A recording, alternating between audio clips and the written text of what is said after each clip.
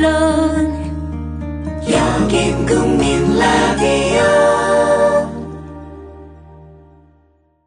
아직이란 말보단 이제는 이란 말로 더 나은 세상, 아름다운 생각 더해봐요.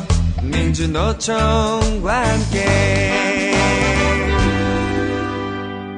9월 20일 토요일 세월호 참사 158일째 노동과 세계 24번째 시간입니다. 오늘은 두 가지 얘기하겠습니다. 일부에서는 부당해고 판정을 받고도 복직하지 못하고 길거리에서 싸우고 있는 빙글의 하청 노동자들 이야기, 그리고 2부에서는 한국수자원공사의 필리핀 댐 개발 문제 살펴보겠습니다.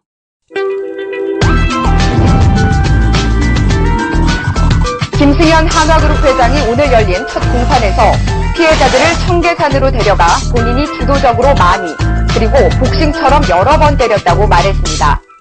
김 회장은 이어 때리다 피곤해져서 경호원들에게 더 때리라고 했다고 진술하는 등 2007년 이른바 보복 폭행 사건을 불러왔던 한화그룹 김승현 회장의 차남 28살 김모 씨가 대마초를 피운 혐의로 지난달 불구속 기소된 사실이 뒤늦게 확인되었습니다.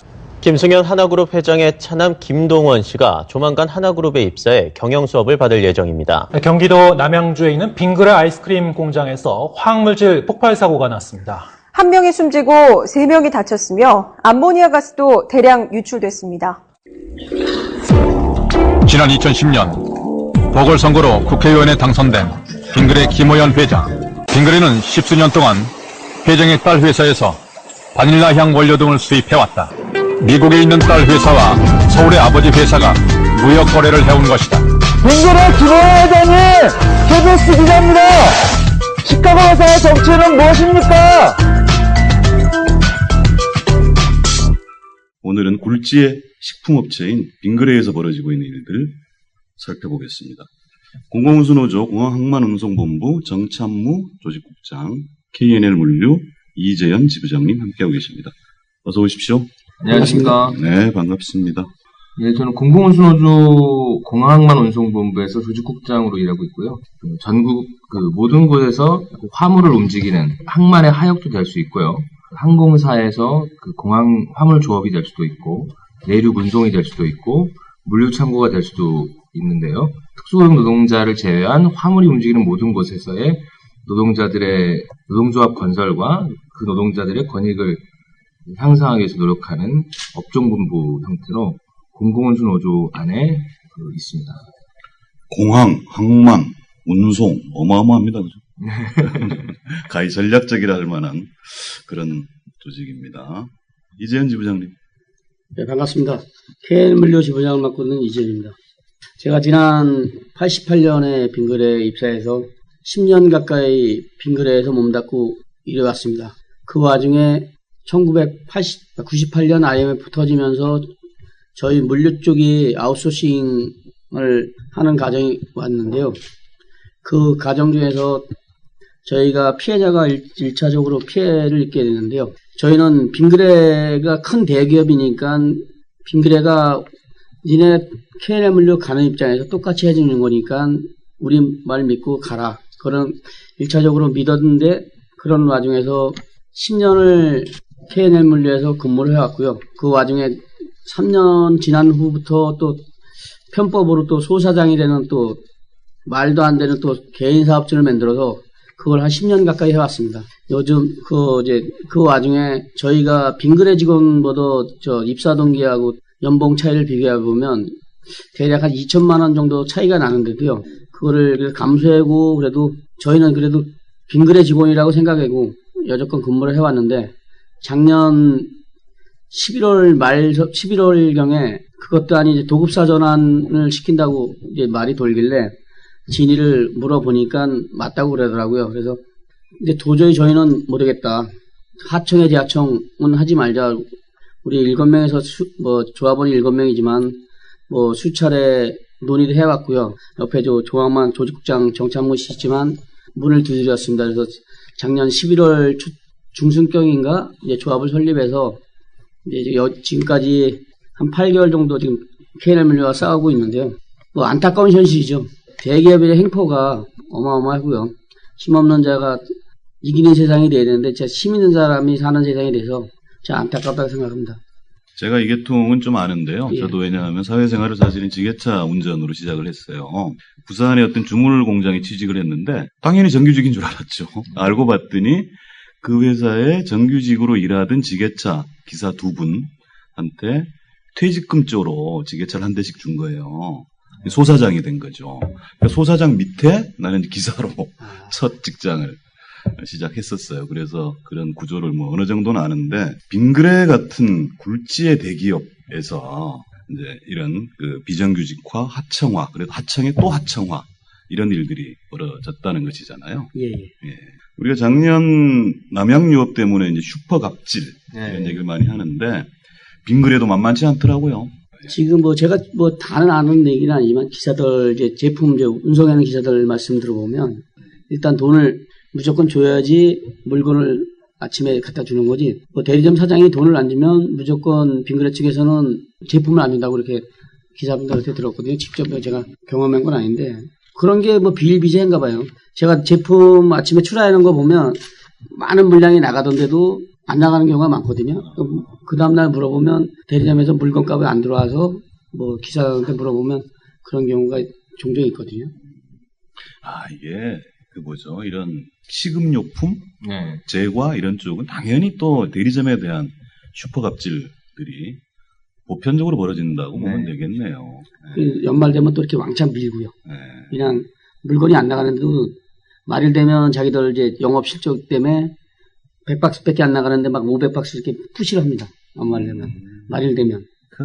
그냥 뭐 재놨다가 뭐 반품 시키는 한이 있어도 모르겠어요. 나중에 뭐 반품 들어온 양도 어마어마합니다. 쓰레기로 가는데. 빙그레 대리점 하시는 분들이 뭐 거의 영세 업자들이실 텐데 이분들 등치는 거네요. 빙그레가 또 한 번 유명이라는 게 좀 그렇습니다만 그 암모니아 유출 사고가 있었잖아요. 거기에 또 지게차 기사 한 분이 돌아가시고 지역 주민들한테도 엄청난 피해를 준 그런 일들이 있었잖아요. 올해 2월 달이죠. 아, 올해 일이었었죠. 올해 2월 15일이고 남양주 공장이 이제 빙그레 본사 소재지고 사실 남양주 공장이 이제 가장 메인 공장인데 거기서 이제 그 암모니아 가스 폭발 사고가 있었는데 그 암모니아 가스는 그 냉매입니다. 냉매. 그래서 이제 뭐 이렇게 그 냉동을 해야 하는 식품에는 사실은 쓰는 이런 용제인데 그 시설에서 이제 가스가 누출이 되는 거를 그 회사가 확인을 했고 한 2시간 정도 확인하고 한 2시간 정도가 지난 상태에서 그 정규직 노동자죠. 빙그레 이제 생산직과 이제 뭐 관리직들 따지자면 뭐 빙그레 하청 관계이긴 하지만 K&M 물류의 정규직 노동자들은 전체가 그 대피 지시를 받고 위험한 상황에서 대피를 이제 했는데 그 실제로 그 K&M에 다시 재하청이 돼 있는 그 분이 처음엔 연합뉴스 기사에 있었습니다. 그 동료의 증언이 그 출고 작업 지시를 받고 들어간 걸로 안다. 근데 그게 하루 이틀 뒤에 그 뉴스가 그 꼭지는 사라지긴 하더라고요. 근데 저희가 판단하기로는 뭐 그 가스 노출을 확인하고 있는 상황, 그 누출을 알고 있으면 들어갔을 리가 분명히 없을 거고 뭐 출고 작업실을 받지 않았다는 치더라도 적어도 그 대피시 자체는 못 받은 상태에서 현장에 들어갔다가 그 폭발 사고로 이제 목숨을 잃게 되신 건데 사실 이게 100번 양보해서 정규직 노동자나 하청 노동자 간에 뭐 임금 차이가 있을 수 있다라는 부분은 사실 인정할 수 있어도 이거는 그런 차원이 아니라 거의 목숨값의 차이가 있다. 이런 걸 사실은 이제 보여준 일이어서 그 과정에서 결국 빙그레가 돌아가신 분의 목숨값으로 이제 2억 7천만 원을 변상을 했어요. 그게 사실은 정확하게 따지면 하청의 하청사인 K퍼슨이라는 데가 소속의 직원이기 때문에 그분은 거기서 산재 사망에 대한 비용을 지급해야 되는 게 맞을 텐데 빙그레가 사실은 지급한 걸로 확인이 돼 있고 그 돌아가신 분이 사실은 진짜 사장 맞구만. 네. 돌아가신 분이 우리 지금 여기 함께 지금 얘기하고 계신 우리 이지현 지부장님하고 똑같은 일을 하시고 오히려 이지현 지부장님보다 한 3, 4년 정도 근속이 더 기신 분이에요. 아이고야. 근데 말 그대로 정년 얼마 안 남으셨던 이런 분인데 뭐 그런 일을 좀 당하셨고 우리 이제 조합원들은 사실 그거를 보면서 아 진짜 내 목숨 하나 지킬 수 없는 하청의 지하청 진짜 하면 안 된다. 이렇게 이제 얘기를 했더니 한 달 만에 이제 근로계약 종료가 아닌 도급계약 만료를 통한 해고를 이렇게 통보를 한 거죠. 그러니까요. 우리나라가 산재 사망률 OECD 최고인데 주로 사망 사고에 이르는 중대 사고들은 주로 비정규 하청 노동자들이라는 것이 더 서글픈 일이죠. 빙그레를 모르시는 분들은 없겠습니다만 빙그레에 그야말로 푸른 꿈을 안고 정규직으로 입사해서 지금 거기 하청에 재하청에 뭐 이런 좀 안타까운데요. 빙그레 제일 유명한 제품이 뭐냐? 나는 그 바나나 우유밖에 생각이 안 나는데.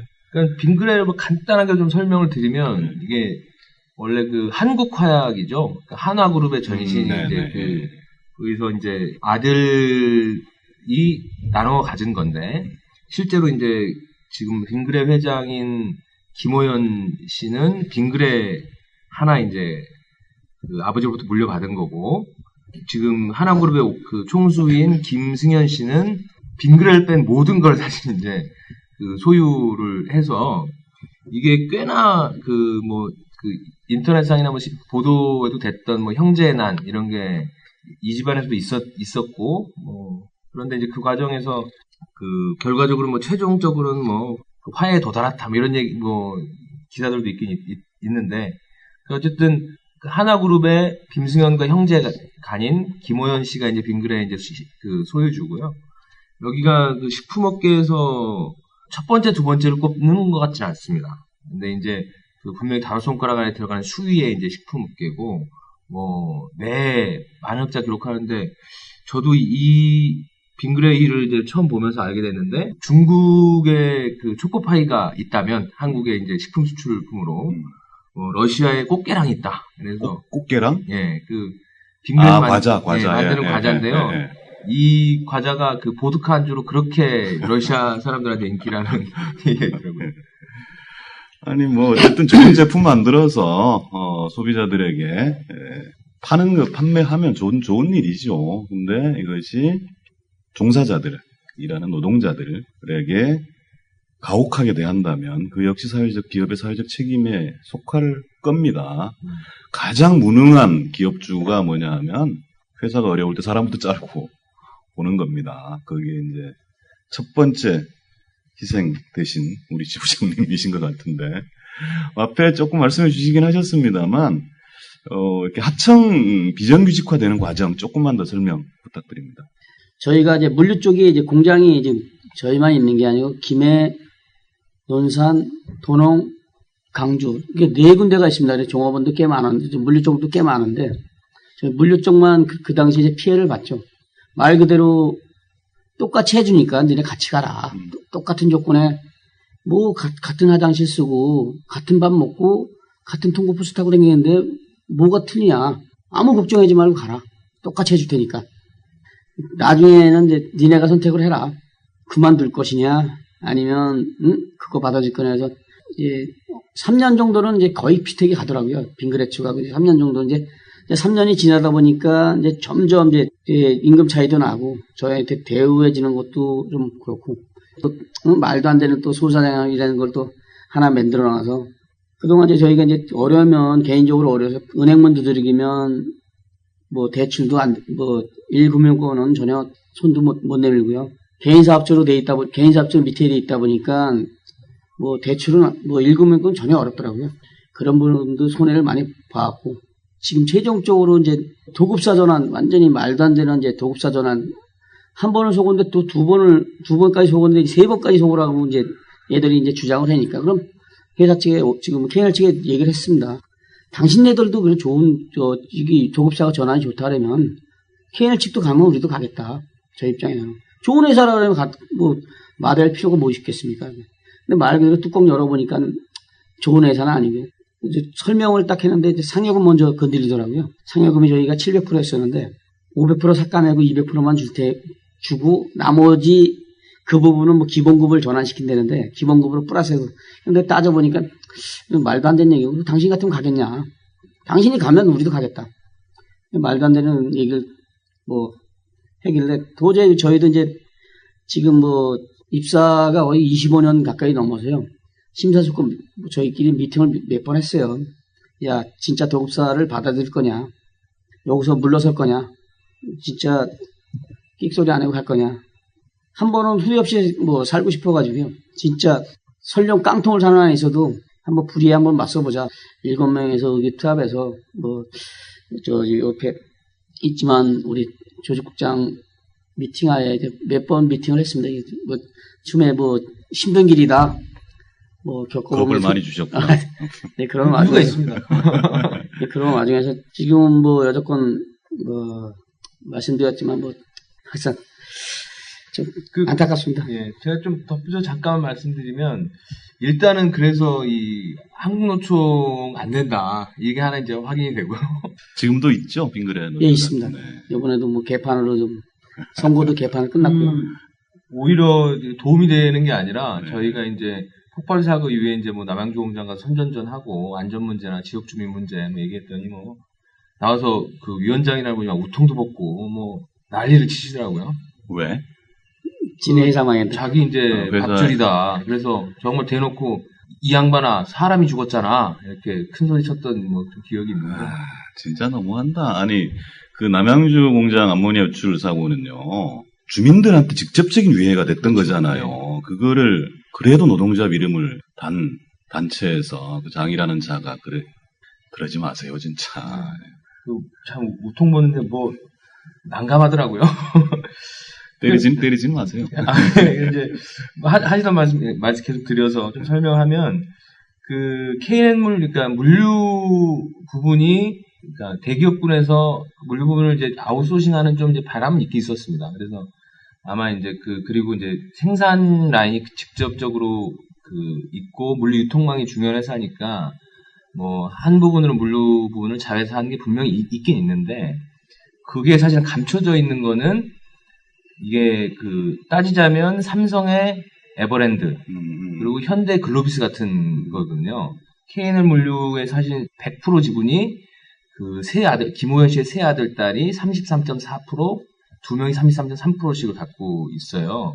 뭐 몇 해 전에 이제 뭐 이미 부의 대물림 이런 문제로도 좀 언론지상에 좀 보도된 적이 있고 당시에 사실은 회사 설립 당시에 세 자녀의 나이가 뭐 20대였으니까 이건 뭐 노골적으로 이제 부의 대물림하기 위한 이제 수단으로 보여지는 게 이제 감춰져 있고요.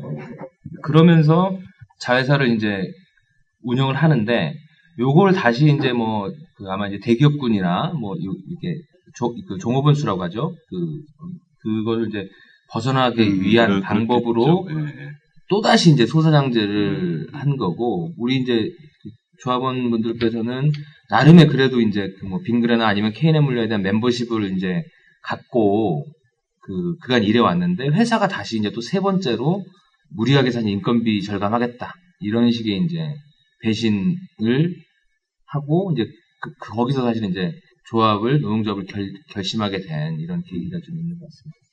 조금은 죄송한 말씀입니다만, 우리가 일반적으로 노동자들, 우리나라 노동조합 조직률이 10%에 불과하잖아요.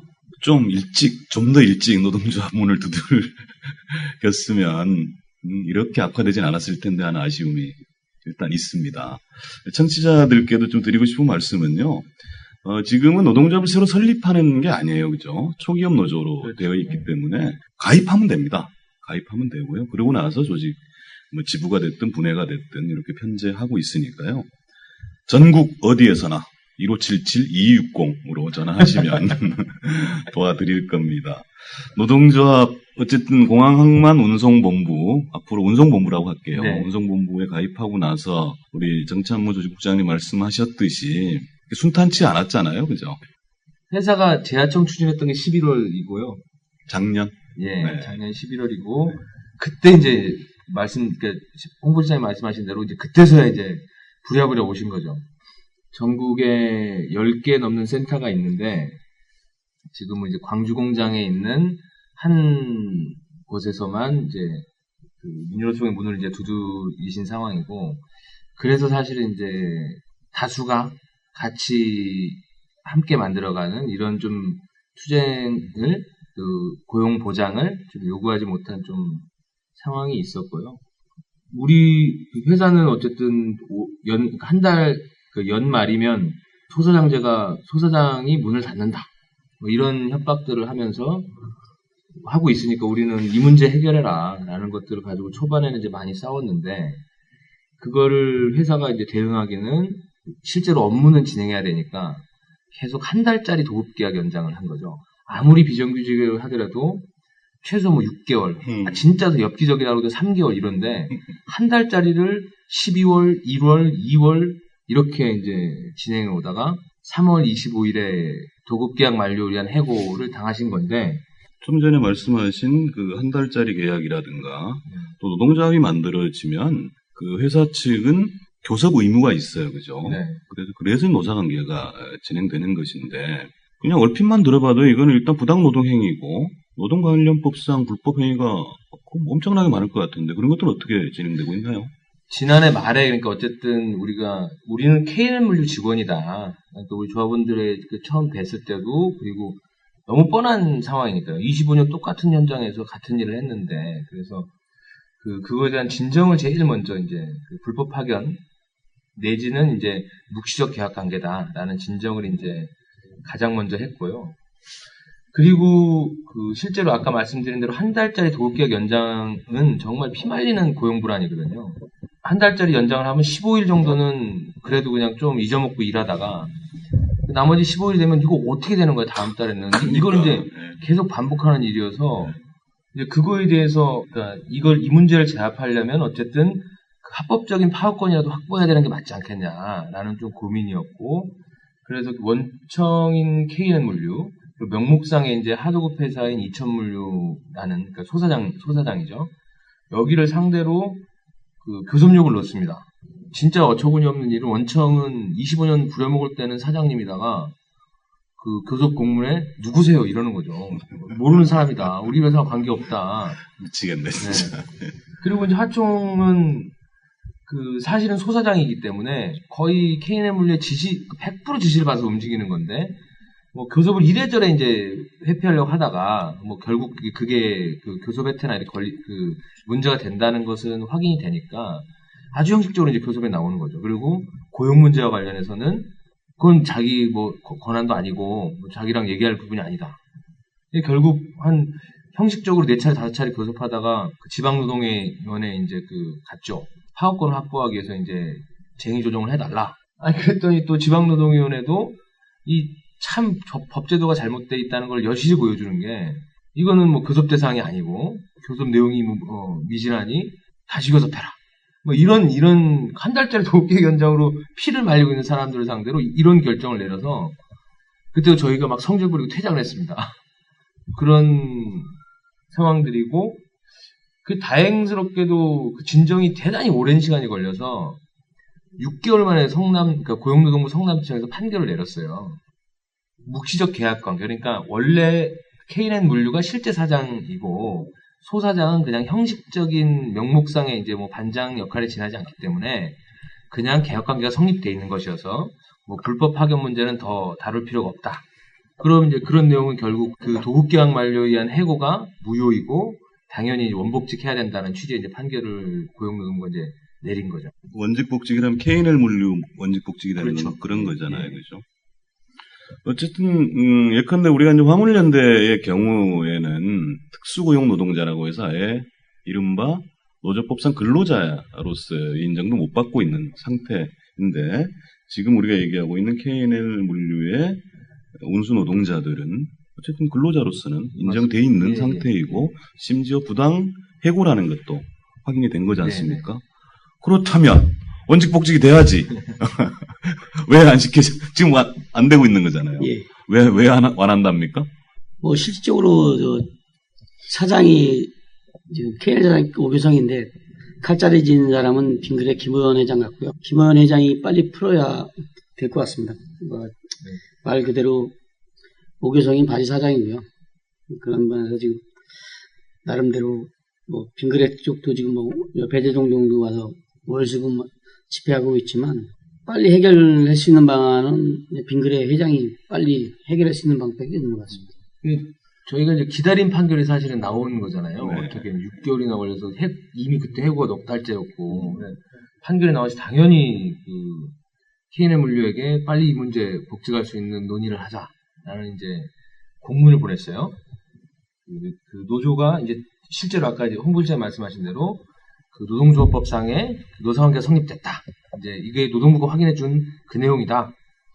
공문을 보냈더니 이제 공문이 돌아온 답이 그러니까 회사 공문에 정확하게 뭐라고 기재했냐면 노동부가 그러니까 불법적 권한 남용과 법리 해석의 오해, 뭐 그리고 또 그 밑에 항에 또 보면 불법적 판단임을 귀 노동조합이 잘 알고 있을 것이므로 뭐 이런 내용들을 아이씨, 미친 새끼들 아니야 이거. 명기를 했고요. 그러니까 저희가 아무리 예를 들어도 이게 무슨 대기업 운영하고 뭐 수장자 자산 가면은 그 자신의 이제 우월적 지위로 노동부 판단이면 사실은 그 일반 업무라면 경찰의 판단과 똑같은 건데 법 집행기관에 대해서 불법이라고 표현하고 있으니 진짜 오만한 그 돈 위의 법 아니 법 위의 돈 뭐 이렇게 생각하는 거라고밖에 이해가 되지 않습니다. 아니 우리가 참 노동운동 하루 이틀 하는 거 아닌데 야, 이 노동부에 대해서 이렇게 대놓고 노동부 근로감독관은요 특별 사법권을 가지고 있어요. 그래서 사법적 판단을 하는 겁니다.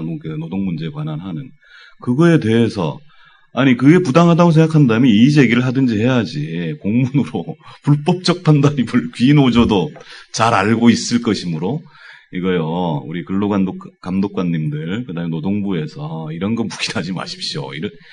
아니 행정기관이 이렇게 기업들로부터 우스운 꼴을 당해서야 되겠습니까? 세 가지를 좀 얘기해야 될 것 같습니다. 첫째는 법제도적으로 노동자들에게 극히 불리한, 기업에게만 유리한, 특히 대기업에게만 유리한 이런 법제도를 바꿔야 되는 것이고요. 그것이 정치권이나 민주노총 같은 총연맹 단체들의 몫이라면 두 번째는 주체 문제가 있습니다. 조금 더 일찍 노동조합을 문을 두드렸다면 이렇게까지 악화되지 않았을 것이다라는 말씀 한 번 더 드리고요. 정말 좀 강조하고 싶은 것은 그 노동자의 문을 두드리게 됐을 때는 악화될 대로 악화돼가지고 문제를 풀기가 대단히 어려워질 때 노동조합을 찾으시더라고요. 그래서 저는 뭐 어디 강의나 이런 걸 할 때 그런 얘기를 합니다. 노동운동 입장에서 좀 바람직한 표현은 아닐 수 있겠습니다만 노동조합을 두려워하지 말고 보험 든다 생각하고 미리미리 좀 가입하시라. 그러면 이런 암담하고 황당한 처지를 미연에 막을 수 있다. 이런 말씀드리고요. 세 번째는 좀 사회적이고 문화적인 문제도 있다고 봐요. 우리가 지난 방송에서 코롱 스포츠, 부산 생탕 막걸리, 홈플러스 얘기를 했고 불매를 호소했습니다. 왜냐하면 우리 국민들이 다 소비자고 우리 노동자들은 다 소비자들이기 때문에 불매야말로 이런 비윤리적이고 극악한 노동 탄압을 하는 업체 제품은 사지도 가지도 먹지도 말자 이런 얘기를 했는데 이런 것들이 좀 일반화돼야 됩니다. 그야말로 법을 위반하거나 비윤리적인 이런 행위들을 하지 않게 되는 것들이 아닌가 싶고요. 얘기 나온 김에 빙그레 같은 경우 7월 달인가요? 시사 프로에도 한번 나와서 문제가 된 적이 있었는데 어떤 거였죠, 그게? 내용을 뭐 간단히 말씀드리면 그러니까 K&N 물류와 빙그레 그러니까 이제 김호연 씨가 빙그레 회장이고 K&N 물류가 세 아들 딸이 이제 3남매가 가지고 있는 회사다 이런 거였잖아요. 근데 여기 간에 그 거짓 거래, 있지도 않은 걸 장부 거래를 이제 해서 손쉽게 이제 회사의 재산을 사실은 이제 오너일가 호주머니로 넣는 이런 과정들인 건데요. 7월 1일자 그 시사보도 창이었던 걸로 아는데요. 거기서 저 해외 미국 땅에 7개 이제 페이퍼 컴퍼니를 빙그레 이제 김호연 일가가 만들어서 이 장부 거래 말고도 이제 해외 부동산 투기를 또 많이 했습니다. 그래서 이제 뭐 그도 사실은 부당하고 장부 거래 액수 작자는 수십억 대 장부 거래를 하는 거거든요. 그래서 원래는 100원에 사야 될 물건을 페이퍼 컴퍼니에서 뭐 150원에 사서 회사에서는 50원을 손해보고 오너 일가는 50원을 득을 보는 이런 일들을 이제 한 건데 이게 사실은 진짜 좀 윤리적으로도 문제가 너무 당연하죠. 세금 한 푼 내지 않는 부의 대물림 이자 편법 증여이고 이런 것도 당연히 문제지만 저희 입장에서 봤을 때는 이 기간에 그 회사를 위한다는 명목의 인건비 절감, 그거를 통한 하청 추진, 해고까지 서슴지 않는 과정, 이런 게 있었기 때문에 진짜 그러면서 무슨 놈의 이 해고가 자기들이 저렇게 떳떳하게 정당하다고 얘기할 수 있는지 하는 그런 억울한 사정이 또 있습니다. 그러니까요. 우리가 노동조합 차원에서 아직 빙글의 불매운동이랄까 이런 것들을 결정하거나 하진 않았습니다만 우리가 늘 간접고용 문제를 다룰 때 핵심적으로는 진짜 사장이 나와서 해결하시라 이겁니다. 그렇지 않으면 어떡합니까? 궁지에 몰린 노동자들이 뭐라도 해야 되는 것이고 그것이 진짜 사장에 대한 직접적인 타격이 되는 것이고 그것이 끝내는 불매운동까지 발전하게 되는 이런 것입니다. 광고를 잠깐 말씀드리면 저희가 노동부 판결을 받고도 해고무효 판결을 받고도 돌아오지 못한 문제에 대해서 그 운송부뿐만 아니라 그 운송부가 속해 있는 공공운수노조도 이 문제 반드시 해결해야 된다 이런 의지를 가지고 있고 그래서 9월 26일 날 금요일입니다. 금요일 3시에 배재정동 빌딩 빙글의 서울본사가 있는 데서 힘찬 투쟁을 좀 진행할 예정이고 또 지금 아까 말씀드린 일상의 계획 외에 그 K&L 그 물류가 운송 계약을 맺고 있는 그 화주사들이죠. 그 화주사들 앞을 찾아가서 이렇게 사실은 노동부의 판결을 두고도 이행치 않는 이런 그 부도덕한 K&L 물류 운송 계약 계속 맡길 수 있냐? 노동자의 울분을 실어 나르는 K&L 물류 계속 사용하실 거냐? 이런 좀 호소들을 하면서 여러 가지로 관심 가져주시고 이 문제 해결될 수 있게 화주사에서 신경 써달라. 나는 전국 12군데 동시다발 선전전 이런 것들을 지난주부터 좀 진행하고 있습니다. 지금 K&L 물류, 이천 물류에서 이런 일이 벌어진다는 것은 다른 업체, 소사장, 또 운수 노동자들에게도 언제든지 벌어질 수 있는 일이거든요. 그래서 남의 일이라고 생각하지 마시고 바로 자기의 일이다 이렇게 생각하시고 노조의 문을 두드리시거나 그것도 어렵다면 지금 싸우고 있는 K&L 옛날에 빙글의 동료들 아니겠습니까? 이분들을 지원해 주시기 바랍니다. 그리고 9월 26일 배재정동 빌딩 앞에서 하는 집회에 관심 가져주시기 바랍니다. 네, 지금까지 K&L 물류 이재현 지부장님 그리고 공항항만운송본부 정찬무 조직국장님 얘기 나눠봤습니다. 고맙습니다. 네, 고맙습니다. 힘내십시오. 투쟁! 가자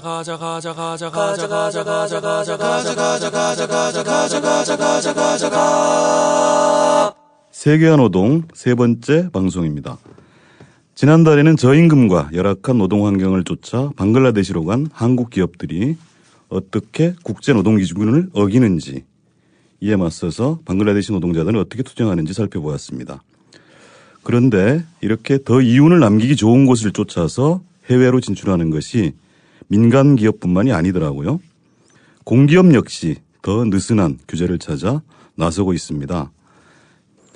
지난해 국정감사에서는 우즈베키스탄 면화농장 아동노동 착취에 한국 조폐공사가 연루되었다는 점이 국정감사에서 밝혀지기도 했습니다. 오늘은 국민라디오와 노동과 세계가 최초로 그리고 단독 특종 보도합니다.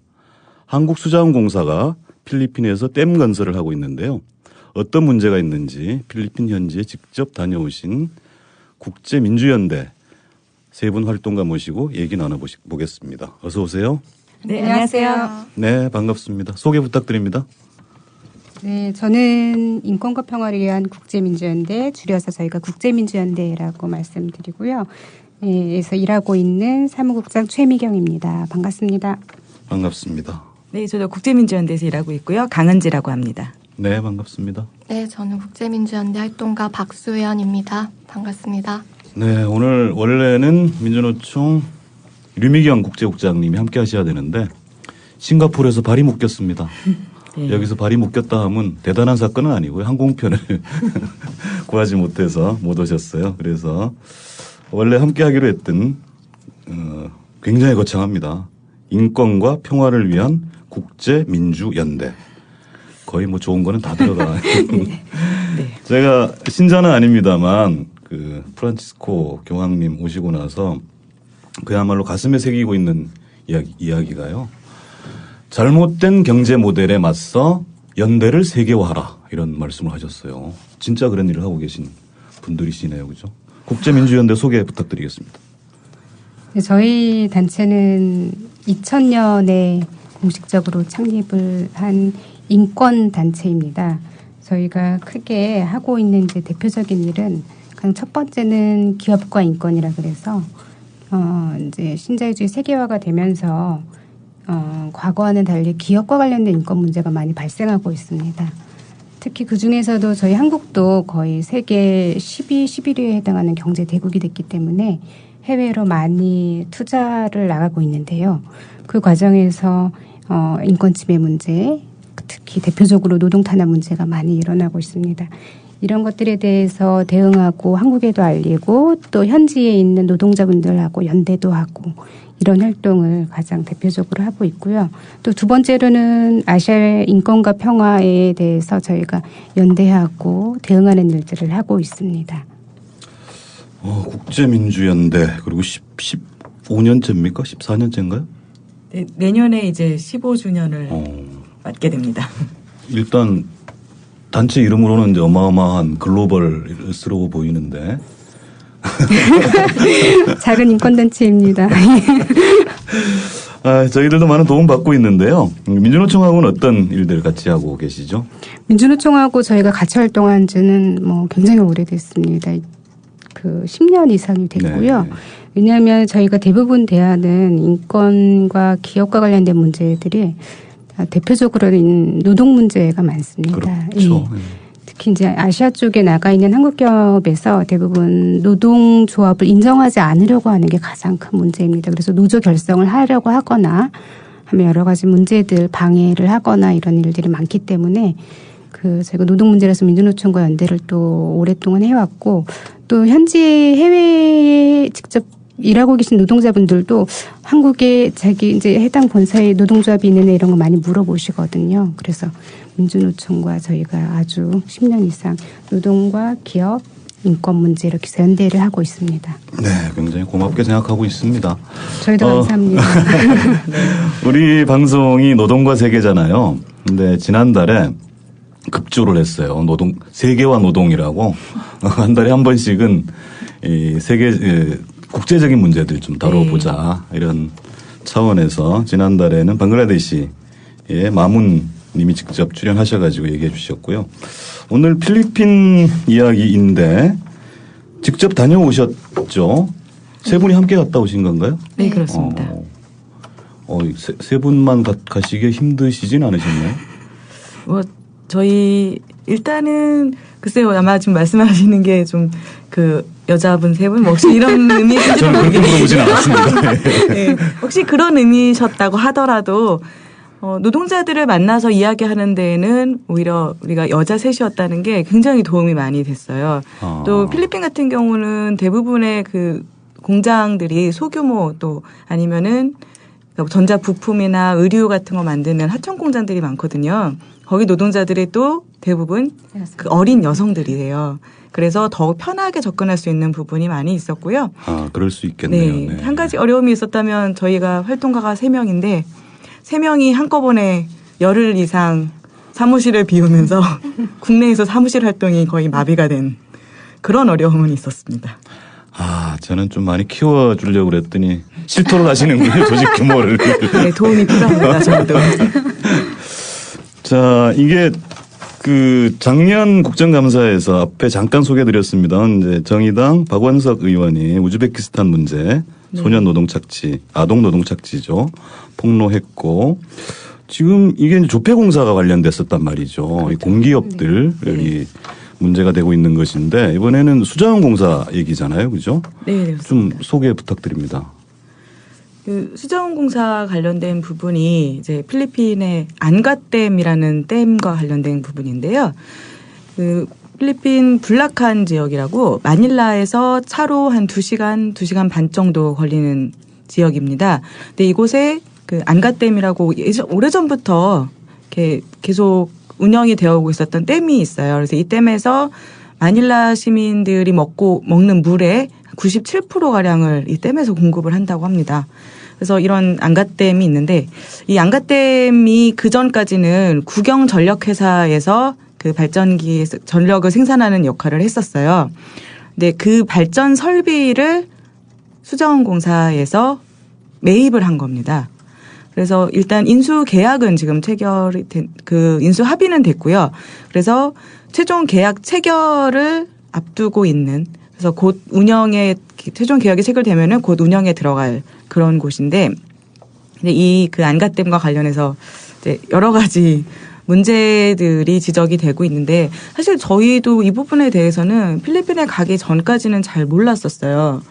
안갓댐에 대해서 별로 들어본 적도 없었고 또 사실 저희가 기업 인권 문제 계속 해왔다고 말씀드렸는데 대부분은 해외에 진출해 있는 중소기업들이거나 아니면 어쨌든 해외 공장을 가지고 있는 그런 일반 기업들에 관한 거였지 공사가 관련돼 있거나 또는 이렇게 대규모 댐이나 이런 광산이나 이런 개발 프로젝트 쪽에는 저희도 잘 몰랐던 부분이었는데 이번에 가서 알게 됐는데요.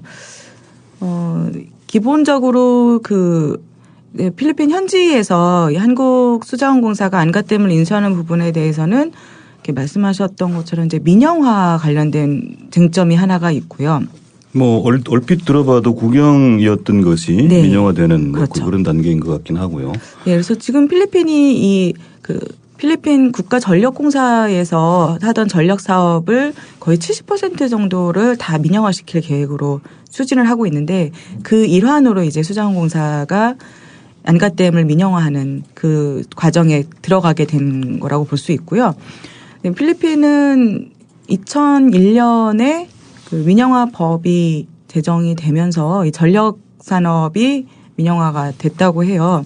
그래서 그 이후에 이제 여러 화력 발전 쪽으로도 많이 들어갔는데 지금 수력 발전 쪽으로는 수자원공사가 저희가 알기로는 처음 들어간 걸로 알고 있고요.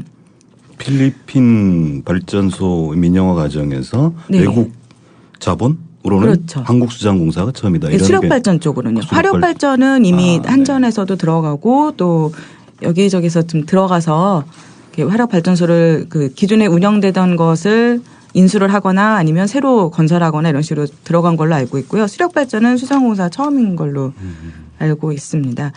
그래서 이 민영화 그래서 결국 필리핀 현지에서 사람들이 얘기하는 것 중에 하나가 계속 지금까지 아무 문제 없이 먹던 물 그리고 사용하던 전기였는데 이게 갑자기 왜 우리가 먹을 물과 우리가 사용할 전기를 한국에서 사야 되느냐, 그것도 한국 공기업에서 사야 되느냐라는 불만이 나오고 있는 거죠.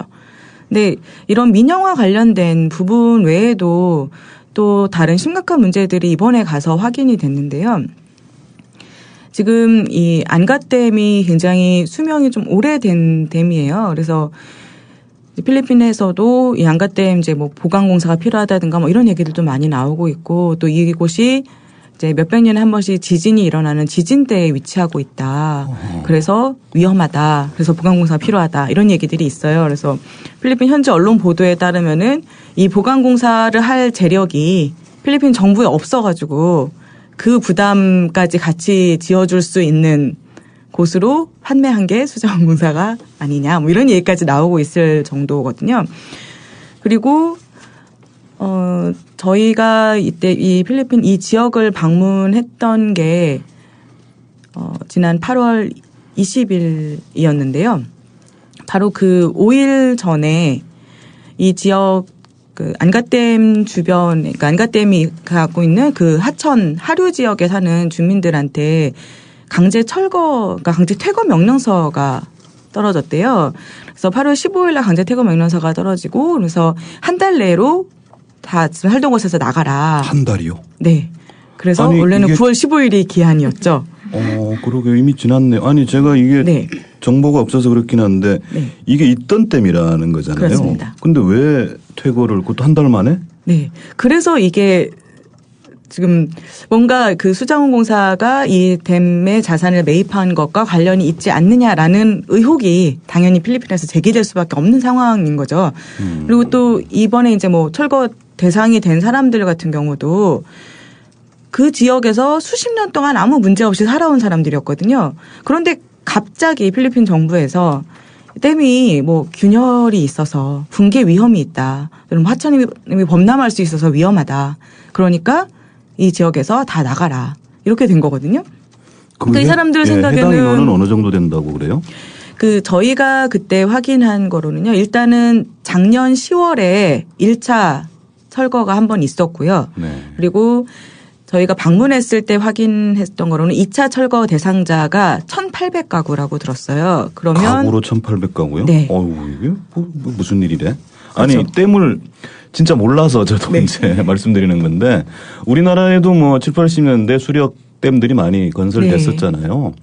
그러면 이제 한 마을이 수몰되고 네. 그러면 이제 그 몇 년에 걸쳐서 이주하고 이런 과정들은 있었는데 1,800가구면 이게 사람이 얼마며 이것도 어떻게 한 달 새로 짓는 것도 아니고 있는 댐에 이런 일이 벌어진다는 그렇죠. 게 네. 일단 이해가 잘 안 돼요. 네. 그러니까 당연히 거기서도 혹시 이게 관계가 있는 거 아니냐라는 의혹이 나올 수밖에 없는 거죠. 잘 살고 있었는데 아무 문제 없었는데 갑자기 수자원공사에서 뭐 인수하다는 뉴스 나오고 또 뭐 인수 최종 계약이 얼마 안 남았다라는 보도 나오고 이러니까 갑자기 나가라. 그러니까 당연히 이 사람들은 아 이거 혹시 이제 수자원공사가 이 낙후된 안가댐을 매입하는 데 있어서 뭔가 이렇게 모종의 필리핀 정부 측과 거래가 있었던 게 아니냐, 하천을 정비해 주겠다라든가 뭐 이런 게 있었던 게 아니냐라는 의심을 하는 거죠. 4대강 수출하고 있나요? 여기 민영화 수출하고 4대강 수출하고 뭐 이런 건가? 일단 뭐 수자원공사 측에서는 뭐 절대 그런 이면 합의는 없었다라고 얘기는 하는데요. 뭐 일단 저희 생각은 그렇습니다. 만약에 실제로 이면 합의 같은 거 아무것도 없었다고 하더라도 만약에 필리핀 정부가 뭐 이렇게 수자원공사랑 무슨 얘기가 있었던 건 아니더라도 수자원공사를 위해서 그냥 이런 작업을 해주는 거라고 한다면 그리고 그런 과정을 통해서 수자원공사에 조금이라도 뭔가 혜택이 된다면 현재의 그 국제 기준이나 흐름으로 봤을 때에는 그러면 수자원공사가 책임이 어느 정도는 있다라고 볼 수밖에 없는 거 아니냐라는 게 저희의 생각인데요. 일단 글쎄 저희가 이런 문제 제기를 하고 뭐 수자원공사에 질의서를 보내고 이런 것들이 영향을 미쳤는지 어땠는지 모르겠지만 다행히 9월 15일에 철거는 없었어요. 그런데 철거가 공식적으로 취소가 된 건지 아니면 단지 연기된 건지는 아직까지는 확인이 안 되고 있고요. 다만 조만간 그 블라칸 지역, 안가댐이 위치하고 있는 블라칸 지역의 지방 정부하고 이 철거 대상 주민들하고 간담회가 진행이 될 예정이고요. 그 간담회에서 아마 더 구체적인 후속 조치가 논의가 될 것 같습니다. 그래서 그 추이를 좀 더 지켜봐야 할 것 같습니다. 제가 너무 성급하게 결론으로 몰고 갔는지 모르겠는데 어쨌든 8월 달에 다녀오실 때 뭐 우리가 NGO가 뭐 수사권, 진짜 수사권, 기소권이 있는 것도 아니고 네. 현재 가서 파악하고 사람들 만나는 것도 일정한 제한이 있었을 텐데요. 그 현지에서 진행됐던 일들 그런 얘기들도 좀 해주시죠. 네, 그러면 일단 원래 사실 저희가 처음에 필리핀을 조사 대상지로 선택한 이유가 아까도 말씀드렸듯이 댐에 대해서는 사실 가기 전에는 잘 몰랐었던 부분이고요. 저희가 이제 처음에 조사 대상을 필리핀 선택했던 이유는 다른 데에 있었는데요. 이제 그 부분에 대해서 저희 박수연 활동가가 좀 더 설명을 해주시겠습니다. 네, 부탁드립니다. 네, 저희는 그 의료랑 전자부품 등의 제조업 분야 공장 노동자들을 만나고 왔습니다. 그런데 그 실태 조사를 해보니까 한국 기업에서 공통적으로 나타나는 문제가 있었습니다. 예를 들면 노동자들에게 소리를 지른다거나 아니면 근무 시간에 뭐 화장실을 못 가게 한다든지 그런 비인간적인 대우는 물론이고 또 10년을 일해도 임금이 최저임금 그대로거나 또는 뭐 오버타임 임금을 제대로 지불해주지 않는 그런 경우도 많았습니다. 그런데 더 심각한 문제는 노조 탄압이었는데요. 그 노조 탄압도 되게 여러 방식이었는데, 예를 들면 노조를 만들면은 공장을 이제 철수하겠다고 뭐 협박을 하거나, 아니면은 그 작년에 필리핀에 큰 태풍이 있었잖아요. 그래서 뭐 재복구 비용을 줄 테니까 노조에 가입하지 말라, 뭐 그런 식으로 회유를 합니다. 그래서 또 만약 노조가 만들어지면은 다른 공장으로 재하청을 줘서 이제 노동자들에게 대한 일감을 줄여서 노조 설립을 이제 방해를 하더라고요. 그런데 이런 방법 말고 또 아예 위장 폐업을 하는 경우도 볼 수 있었습니다.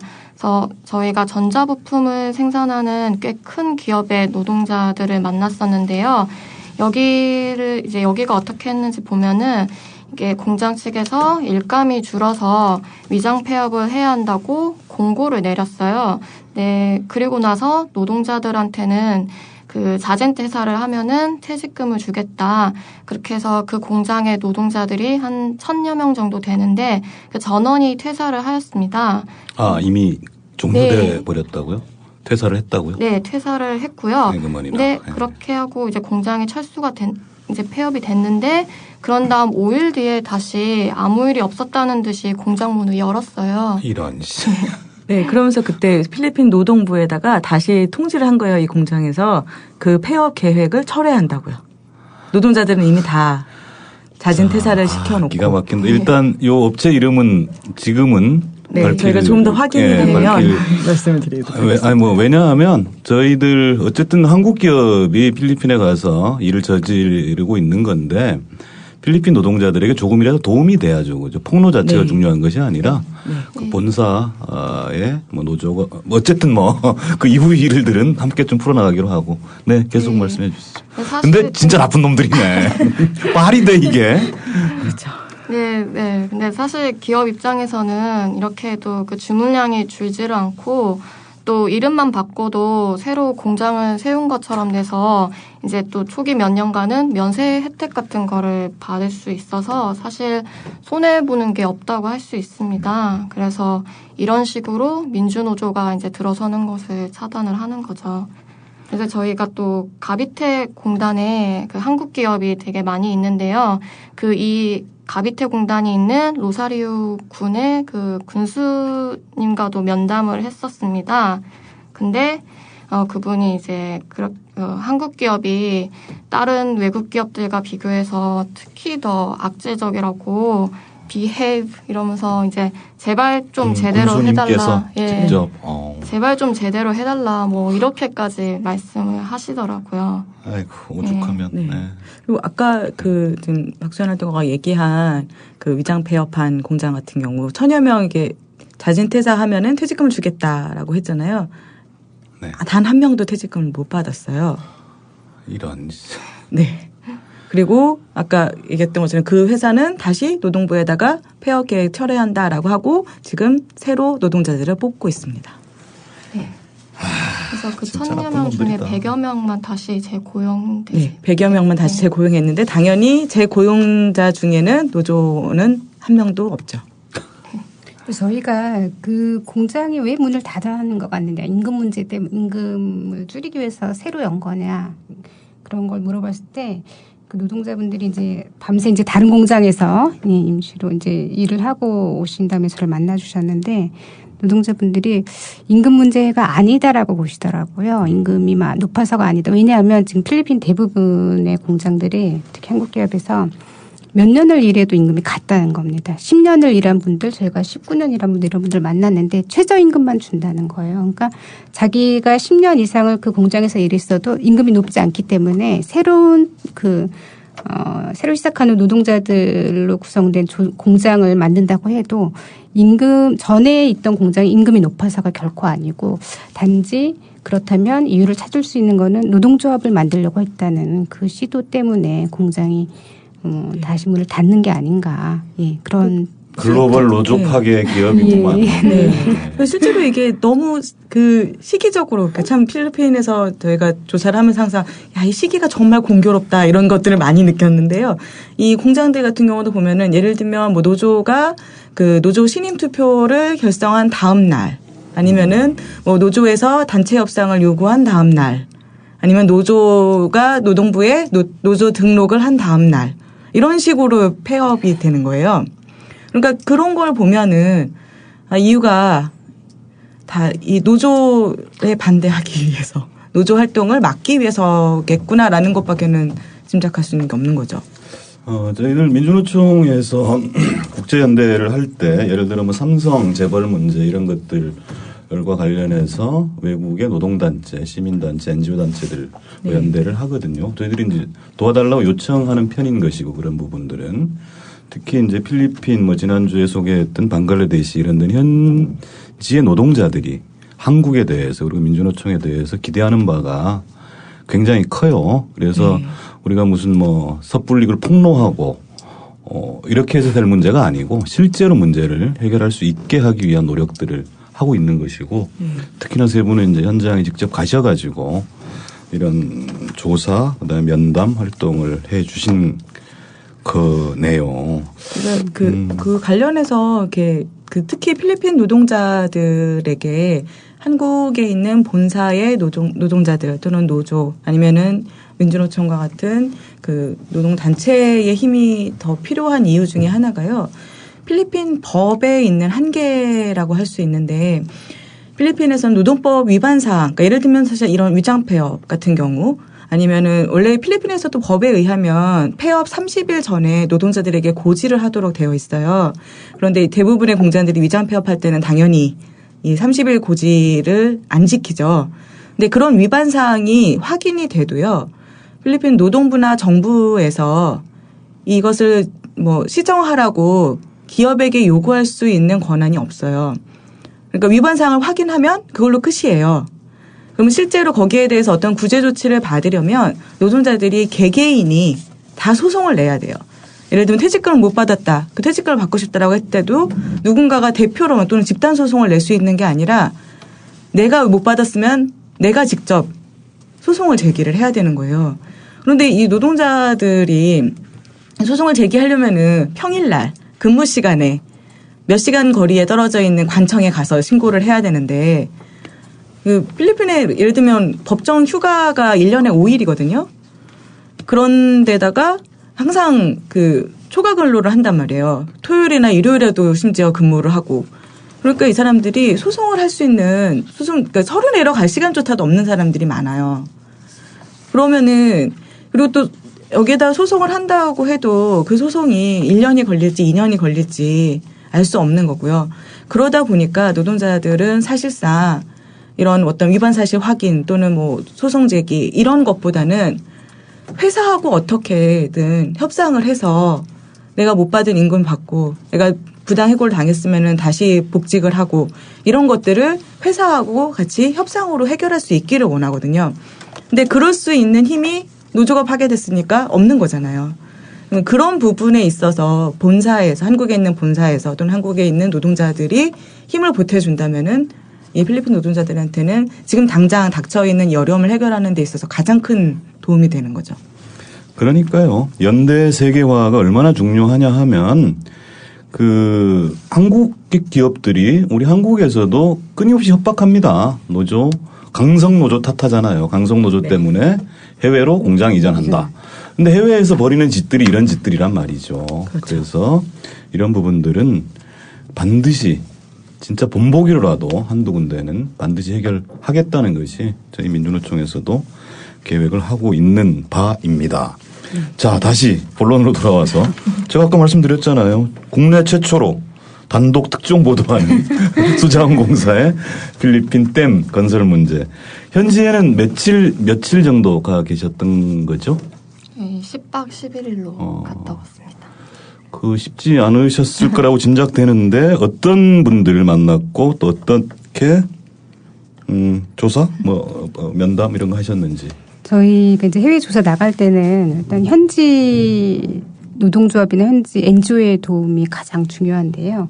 그래서 현지에서 이제 저희를 일정을 이제 전체적으로 코디해 주시고 어떤 기업들이 또 문제가 있고 이런 것들을 코디해 주시는 현지 단체가 한 2군데 정도 있었고요. 그분들을 통해서 저희가 일단 아까 오늘 이제 주제인 안가댐 관련한 지역도 갔었고 그리고 거기에서 저희가 또 운이 좋게 그 철거를 앞둔 분들을 직접 만날 수 있었습니다. 네. 그 얘기는 조금 더 다시 말씀을 드리도록 하고요. 그분들하고 그다음에 저희가 그 할라우댐이라고 필리핀의 일로일로 섬이라고 있는데 필리핀 이제 여러 이제 수많은 지명이 막 나오니까 제가 어지러워져가지고 이따 치고네. 그쪽 지역에 이제 한국의 수출입 은행이 그쪽에다 지금 이제 차관을 좀 해주고 있는 그 댐 건설이 예정돼 있습니다. 그쪽 지역에서도 그 현지에서 대응하고 있는 활동가들과 그리고 선주민을 만났습니다. 선주민이라고 하면 이제 한국에는 없는 개념인데요. 그러니까 쉽게 얘기하면 미국의 인디안 뭐 이런 그렇게 이해를 하시면 좋을 것 같습니다. 그 지역에 공동체가 수십 년, 수백 년 자기 전통 문화와 또는 언어 그런 것들을 지켜오고 있는 사람들인데요. 그 사람들 그러니까 지금 이 선주민 개념이 그러니까 말씀하신 것처럼 우리 한국에서는 지금 사실 익숙한 개념은 아니어서 그런데 필리핀만 하더라도 선주민만 거의 따지고 보면은 100여 부족 정도가 있다고 해요. 선주민들이. 네. 그래서 선주민들이 있고 그래서 이 선주민 문제가 사실 전 세계적으로는 지금 굉장히 큰 이슈여서 유엔에서도 선주민 보호 협약이 나왔을 정도거든요. 그런데 그리고 필리핀에서도 그래서 선주민이 살고 있는 지역에 어떤 대규모 개발 프로젝트가 진행될 때는 반드시 따라야 되는 절차들이 있어요. 그래서 선주민 관련 법이 정해져 있거든요. 근데 국제적으로 통용되는 이런 국제적으로도 그 유엔의 선주민 보호 협약이 있고요. 필리핀에서는 또 필리핀에 워낙 선주민이 많으니까 필리핀 내에서 선주민이 살고 있는 지역에 개발을 할 경우에는 이러이러한 것들을 지켜야 된다, 보호해야 된다라는 선주민법이 또 필리핀 자체적으로도 국내법으로 마련이 되어 있어요. 근데 지금 이 수출입은행에서 투자하고 있는 댐 건설이 바로 이 선주민 공동체 지역에서 진행이 될 예정이거든요. 그래서 이쪽에서도 지금 그런 문제들이 발생을 하고 있는데 글쎄요. 저희가 생각하기에 수출입은행 역시 선주민에 대한 이해가 별로 없는 게 아닐까 싶을 정도로 거기에서도 굉장히 많은 문제점들이 확인이 됐거든요. 지금 이제 할라우댐이라고 하는데요. 그 건설 예정인 댐이 이 할라우댐 같은 경우는 댐 건설로 인해서 초래될 환경 피해 또는 선주민 피해가 워낙 클 것으로 예상이 되기 때문에 관련해서 심지어 대법원에서 지금 소송이 진행 중이거든요. 저희가 이번에 필리핀에서 정말 좋은 법을 발견을 했어요. 한국에도 도입을 했으면 좋겠다 생각하는 법이 있는데요. 다들 좋아하시네요. 네. 정말 감동을 받았어요. 이런 법이 있다는 거에 대해서. 네, 법이라고 하면 조금 어폐가 있을지 모르겠는데요. 그러니까 영어로 이제 리트 오브 칼리카산이라고 해서 칼리카산이 필리핀 따갈로그어로 자연이라는 뜻이에요. 그래서 자연에 관한 구제명령 정도로 해석하면 될 것 같아요. 그래서 칼리카산 구제명령이라고 그냥 부르고 있는데요. 이게 대법원에서 이제 만든 일종의 지침, 명령 같은 거예요. 그래서 대규모 환경 피해가 예상되는 개발 프로젝트의 경우에는 누구든지 이 환경 피해에 대해서 문제를 제기하는 소를 대법원에 제기할 수가 있어요. 그러면 대법원에서는 양측을 다 만나거나 조사를 하거나 해서 1년 내에 결과를 내놓아야 돼요. 그러니까 소송 기간을 몇 년을 끌 수도 없어요. 소송이 제기되고 1년 내에 결과를 내놓아야 되고 그 결과는 이제 크게 2가지로 나뉘는데 하나는 정말 이러이러한 환경 피해가 예상이 된다라고 했을 경우에 임시 중단 조치를 내릴 수가 있어요. 그러면 그 사업이 어느 단계에 있든지 간에 대법원에서 이 명령이 내려지면 일단 사업을 중단해야 돼요.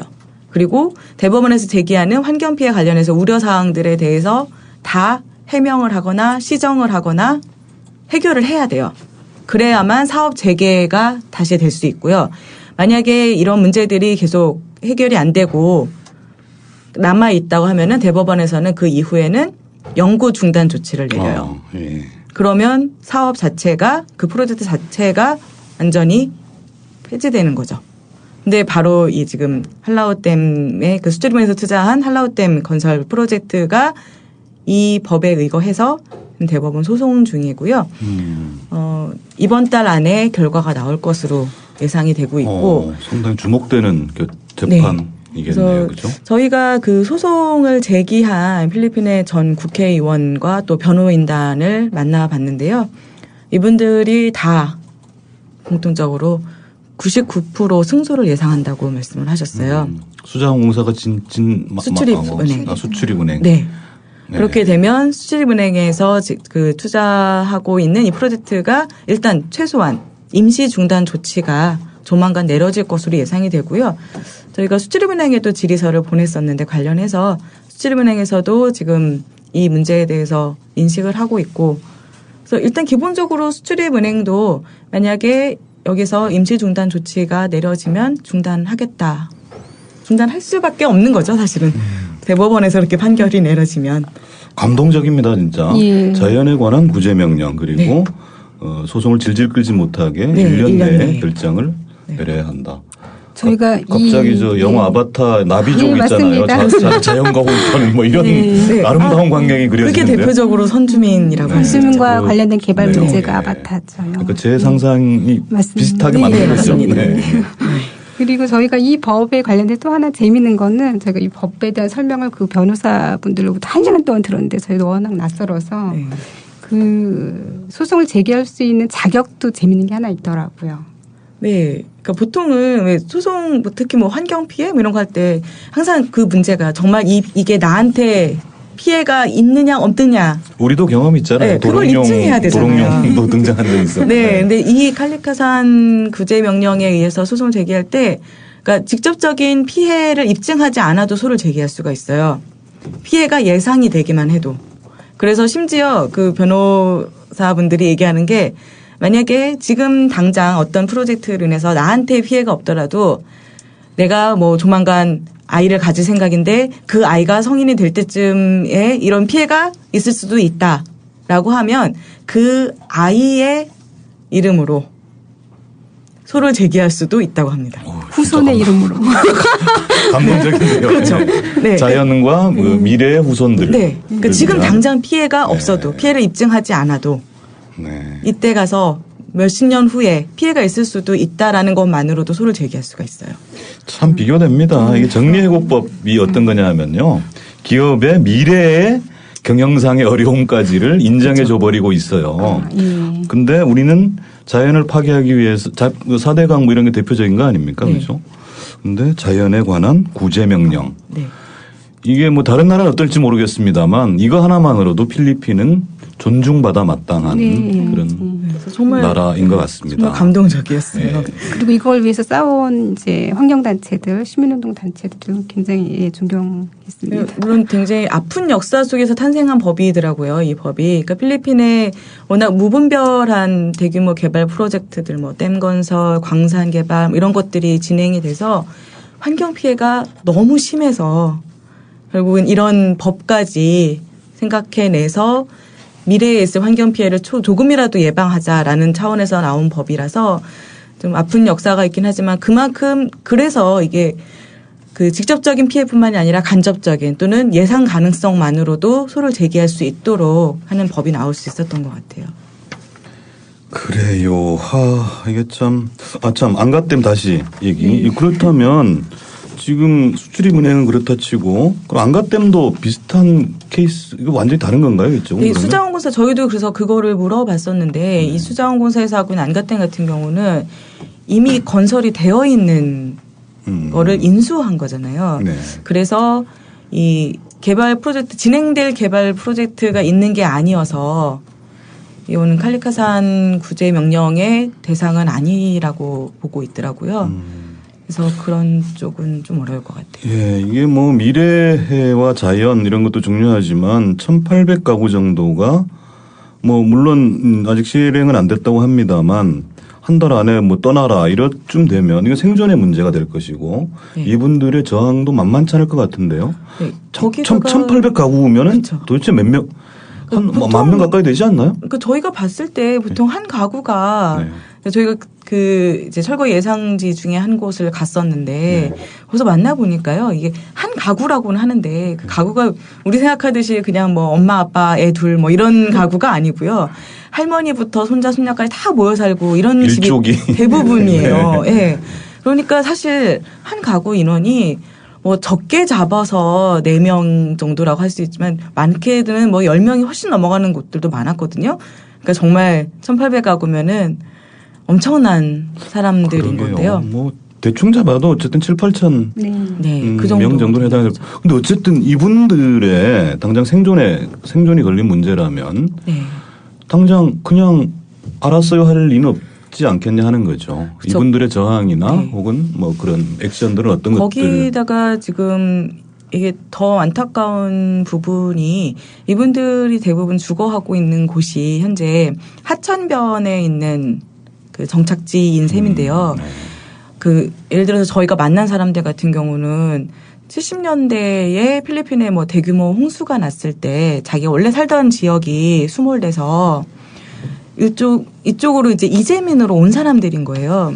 그래서 당장 급한 대로 공유지, 그러니까 국유지인 하천변에 터를 잡고 살기 시작을 한 거죠. 그래서 거기서 수십 년을 살아오신 분들이니까 문제는 이분들이 그래서 그 토지에 대한 소유권이 없어요. 지금 살고 있는 곳에 대한.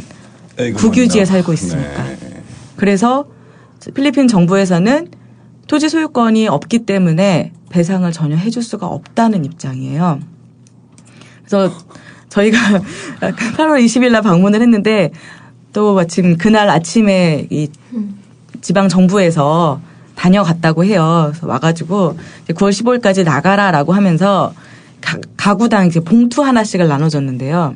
그 봉투에 500페소가 들어있었어요. 500페소라 하면? 500페소면은 우리 돈으로 15,000원이 좀 안 돼요.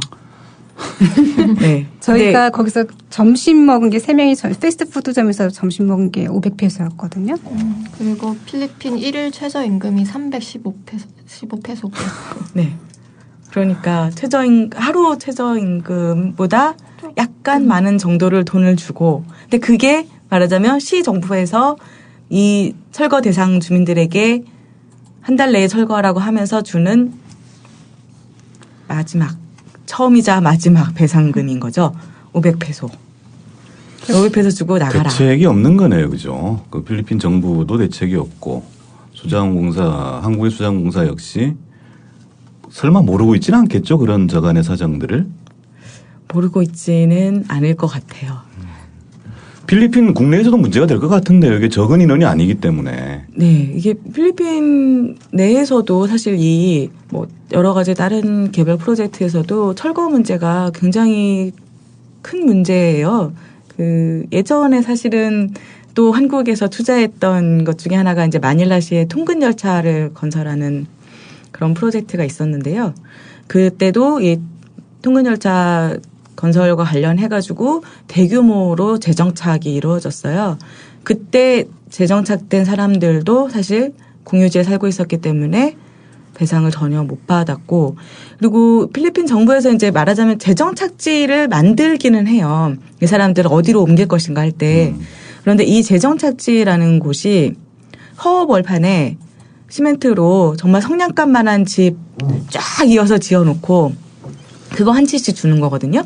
근데 사실 말이 한 채라고 하는데 그 공간이 저희가 봤을 때는 이 스튜디오 조금 더 그러니까 한 4평 정도 될까 싶어요. 근데 그게 인원수 불문 가구당 방 한 칸이에요. 화장실 그거를 줘요. 네. 거기에 화장실, 그러니까 변기 하나 있고 싱크대 하나 있고 그거를 주는 거예요. 그런데다가 몇천 가구를 모아놓은 이 재정착지에 기본 편의시설이 하나도 마련이 안 돼 있어요. 그러니까 이번에 철거 예정인 이분들이 가게 될 재정착지도 지금 현재 살고 있는 곳에서 한 차로 40분 거리 떨어진 곳에 마련이 되어 있는데 그냥 산길을 가다가 허 벌판에 시멘트 집들만 쫙 들어서 있고요. 심지어 학교도 없고 가게 하나가 없어요. 초등학교가 없어요. 그래서 초등학생들도 1, 2, 3학년만 정말 어린 아이들 1, 2, 3학년만 그 방 한 칸에 한 학년씩 해서 수업을 받을 수 있도록 되어 있고요. 4, 5, 6학년부터는 거기에서 차로 10여 분 이상 나가야 되는 다른 마을에 초등학교를 가야 되는 상황이에요. 그런데 그 집이 무상이 아니에요. 이거 참 점입가경이네 진짜. 네. 저희도 그게 참 차라리 무상이기라도 하면. 네. 근데 무상이 아니에요. 그러니까 우리로 치면 임대주택인 셈이에요. 그래서 매달 얼마씩을 내야 돼요. 그걸 30년을 내야 자기가 소유권을 가질 수가 있어요. 근데 그 30년을 내던 중에 내가 뭐 거의 20년을 제대로 꼬박꼬박 냈다 하더라도 만약에 무슨 사정이 생겨서 3달 동안 연속으로 체납을 하면 30년 기한이 다시 시작된다고 합니다. 처음부터 다시 가야 돼요. 30년을. 처음 듣는 이야기니까 이제 머릿속으로 쭉 한번 정리를 해보면서 저는 얘기 말씀 들으면서 이건 뭐 그냥 전쟁통의 피난민촌 정도구나 했더니 그 피난민촌을 돈 내고 가야 돈 되고 내고 가야 돼요. 돈 안 내면 거기서 쫓겨나는. 네, 맞습니다. 70년대 성남 광주 대단지 사건 같은 게 이제 생각이 나는데 이런 것 같아요. 이건 물론 이제 필리핀 정부의 경제 정책의 일환일 수도 있는 것이긴 합니다만 이것이 아까 우리가 좀 계속 얘기하고 있는 국제 연대라는 차원에서 본다면 한국에서 한국의 예를 들지 않더라도 자국에서 안 되니까 다른 나라 가서 이런 식으로 쥐어짜는 그래서 결국은 누군가는 고통받게 되는 이런 것에 연대해서 저항해야 된다 이런 얘기를 지금 우리가 하고 있는 건데 근데 숨이 막힙니다 진짜 어떻게 하라는 거지 그러면? 그러니까요. 그러니까 지금 이런 상황들이 보면 그러니까 필리핀 정부의 이 개발로 인한 재정착 정책 자체가 문제가 있는 거잖아요. 그러니까요. 근데 그러면 이런 식으로 문제가 있으면 단지 필리핀 현지 상황이 국내법이 미흡하고 열악하다고 해서 그걸 이용해서 우리가 혜택을 보면 안 되는 거잖아요. 그러면 거기가 아무리 법이 안 돼 있다 하더라도 그러면 최소한 내가 거기보다 더 나은 조건으로 뭔가를 해줄 수 있다고 하면 그렇게 해야 되는 게 도덕적으로 그게 맞는 게 아닐까라는 생각이 계속 들었어요. 필리핀 법, 지금 노동법도 그렇고 다 너무 열악하죠. 재정착법도 그렇고. 그런데 최소한 한국은 우리가 가지고 있는 법은 그보다 기준이 높잖아요. 그리고 국제 기준은 이보다 훨씬 더 높죠.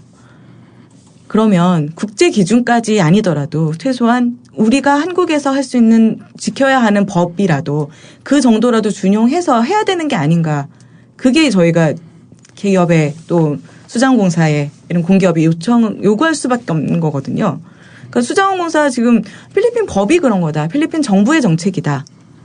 그래서 국가주택청에서 하는 거고 이러니까 우리는 거기하고 무관하다. 이건 핑계일 뿐이라는 거죠. 내가 나서서 내가 영향력을 행사해서 뭔가 상황을 조금 더 낮게 개선할 수 있다면 그걸 해야죠. 그걸 안 하고 있으면은 그거 자체가 자기 책임을 방기하는 게 아닌가. 그런 요구를 하는 거죠. 참 숨이 막혀서 어쨌든 이런 문제들을 우리가 한두 개 개인이나 단체들이 해결할 수 있는 문제는 아닌데 또 정작 또 해결하지 못하더라도 도움 줄 수 있는 방법. 네. 적어도 현지에 직접 조사를 하시고 나중에 또 보고서도 내고 하실 거죠. 그죠? 어떤 방향이 있을까요? 이런 문제들 해결 방향이라도 구체적인 방안까지는 아니더라도 혹은 적어도 양식 있는 우리들이 뭘 해야 될까 이런 정도라도.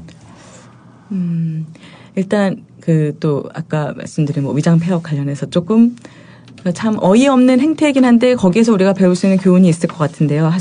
할 수 있는 방법을 찾을 수 있을 만한 게 필리핀 가비테 공업지구에서 만난 한 공장 같은 경우는요. 여기도 역시 노조가 결성되고 나서 그 정리해고를 하기 위해서 물량을 싹 줄였어요. 그래서 물량이 적어서 일이 없다.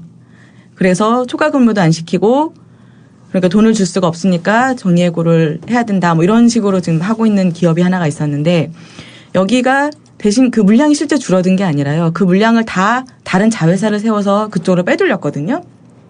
그런데 이 회사가 대규모 브랜드에 납품하는 회사예요. 그러면 이 대규모 브랜드 바이어가 1년에 한 번씩 현장 감사를 오거든요. 그러니까 감사 기간만 되면 그 사실을 숨기기 위해서 그 자회사나 하청공장의 노동자들한테 본사 이름표 줘가지고 와서 거기서 일하게 시키고요. 하청공장으로 빼돌렸던 그 생산 설비 다시 가지고 와서 본사에다 설치해놓고 돌린답니다. 그래서 바이어가 감사를 오면 바이어한테 이 사람들이 우리 공장 노동자들이고 여기서 이렇게 작업을 하고 있다라고 선전을 한대요. 그러니까 바이어 감사 때 속이는 거죠. 근데 그렇게 하는 이유는 결국 그 브랜드들이 바이어들이 이 사실에 대해서 알게 되면 문제가 생기니까. 그렇죠. 기본적으로 브랜드 이미지가 뭐 급격하게 그렇죠. 추락하니까. 예. 네. 근데 그렇다는 얘기는 이러한 사실들에 대해서 우리가 더 많이 알리고 그에 대한 인식을 좀 더 높이고 그리고 브랜드에도 이 부분에 대해서 현장의 상황을 더 철저하게 파악하고 해결을 위해서 브랜드에서도 노력을 하고 이런 것들이 있다면 보는 눈이 무서워서라도 조금은 이런 가능이 좀 개선되지 않을까라는 기대가 좀 있어요. 그러니까 아무도 뭐라고 안 하니까 아니면은 이렇게 해도 자기네가 해가 되는 게 없으니까 지금 노동자들한테 이렇게 탄압하는 거잖아요. 그러면 우리가 지켜보고 있다.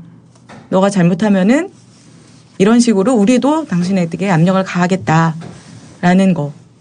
보는 눈이 있고 그 눈을 무서워하게 만드는 게 결국은 우리가 할 수 있는 가장 큰 일반 시민들이 할 수 있는 역할이 아닐까 싶어요. 그렇습니다. 70년대 유신 독재 시절 언론이 통제받고 탄압받고 할 때 외국인들이 국내 사정들을 외국에 알리고 했던 이런 것들이 큰 도움이 됐던 것과 마찬가지로 우리보다 훨씬 못한 우리도 사실 뭐 깝깝한 지경입니다만 우리보다 훨씬 못한 전 세계 제3세계 나라들에 대해서 작은 희망 혹은 알려주는 것이라도 좀 열심히 하자 이런 얘기를 좀 하고 싶고요. 지금 한 50분쯤 얘기했는데요. 마지막으로 민주노총 조합원들 그리고 우리 국민라디오 열혈 청취자들께 하시고 싶은 말씀 해주시고 마무리하겠습니다. 아까도 얘기했던 것 같은데요. 저희가 이제 필리핀 노동자들 만나서 인터뷰할 때마다 이제 그 해당 공장의 한국 본사에도 노조가 있는지 계속 물어봐 주셨어요. 그래서 민주 독립 노조가 있다면은 이들과 좀 연결이 될 수 있으면 정말 좋겠다고 그렇게 말씀을 하셨거든요. 그래서 한국에 있는 노조가 같이 할 수 있는 게 있다면은 그 현지에서 투쟁하고 있는 노동자들에게 정말 큰 힘이 될 것 같습니다. 그래서 민주노총 조합원분들에게는 이런 해외 사업장의 노동자들에게도 좀 많이 관심 가져다 주시고 연대를 좀 해주셨으면 합니다. 그리고 이 방송 듣는 그 애청자분들한테도 바람이 있다면은 아까 얘기했던 한라호강 사업 사례에서도 봤듯이 그 ODA 개발 사업으로 인해서 오히려 현지 주민들의 인권이 침해되고 또 환경 파괴가 이렇게 발생될 수도 있다는 점을 좀 잘 기억을 해주셨으면 하고요. 이게 또 우리가 낸 세금으로 ODA 사업을 수행하는 건데 사실 누가 자신의 돈이 그런 인권 침해에 연루되는 걸 원하겠어요. 그렇군요. 네. 그래서 계속 지켜봐 주시고 이런 캠페인 등이 있을 때 좀 적극 참여해 주시면 좋겠고요.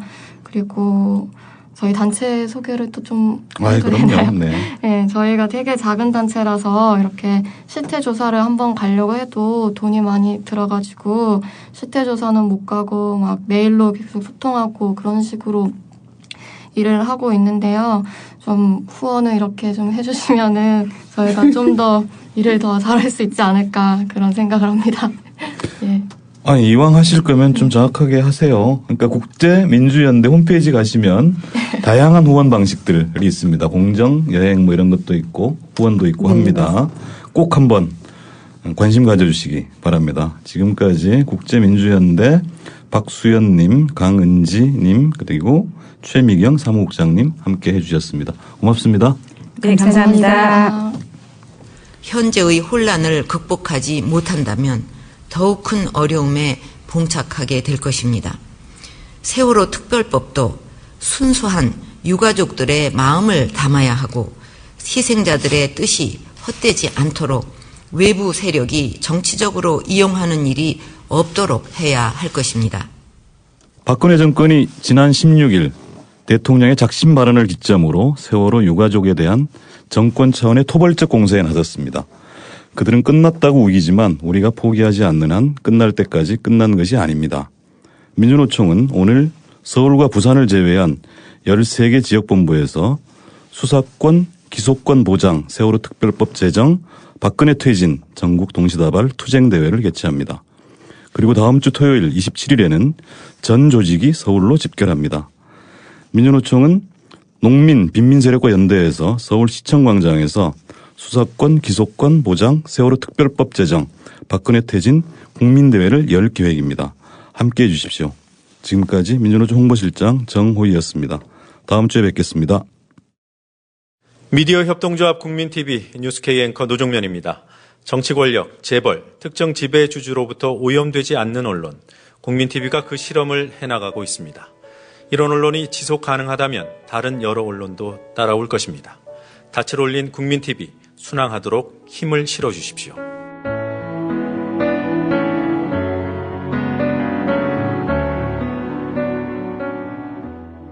월 11,000원의 조합비 납입. 조합원 여러분의 많은 동참을 바랍니다.